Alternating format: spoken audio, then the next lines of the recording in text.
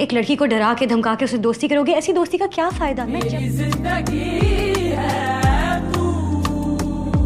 तुम मेरा प्रॉब्लम। এখান পর্যন্ত ছিল টিজারের প্রধান হাইলাইট। এখন আসি টিজার দেখে কি বোঝা গেল, ড্রামাটি কেমন হতে পারে আর দর্শকদের জন্য এতে নতুন কি রয়েছে। টিজার থেকে স্পষ্ট মেরি জিন্দেগি একটি ইন্টেন্স রোম্যান্টিক থ্রিল ড্রামা, যেখানে প্রেম, ভয়, পরিবার এবং এক ধরনের অবসেসিভ অ্যাটাচমেন্ট সবকিছুই মিশে আছে।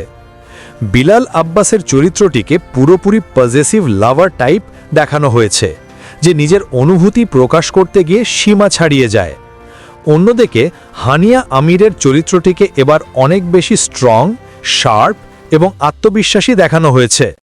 তিনি আগের মতো স্রেফ সফট, সিম্পল গার্ল নন, বরং বাস্তববাদী এক মেয়ে, যে নিজের সেফটির বিষয়টা ভালোভাবে বোঝে এবং বিলাল আব্বাসের এই অস্বাভাবিক আচরণ থেকে দূরেই থাকতে চায়।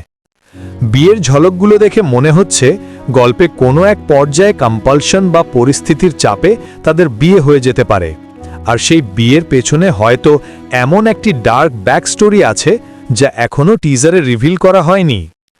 আলী খানের চরিত্র এখানে বেশ গুরুত্বপূর্ণ, যদিও তিনি বাবা কেনা সেটা নিশ্চিত নয়, কিন্তু তিনি গল্পের একটি মরাল ব্যালেন্স, যিনি সঠিক আর ভুলের দিকটা বোঝার চেষ্টা করছেন এবং বিলাল আব্বাসের আগ্রাসী আচরণে স্পষ্টই অস্বস্তিতে। টিজারের কাট, ব্যাকগ্রাউন্ড স্কোর, শর্ট সিলেকশন সবকিছু মিলিয়ে একটাই জিনিস বোঝা যায়, এই ড্রামা আবেগ, উত্তেজনা আর রহস্যের মিশেলে ভরপুর।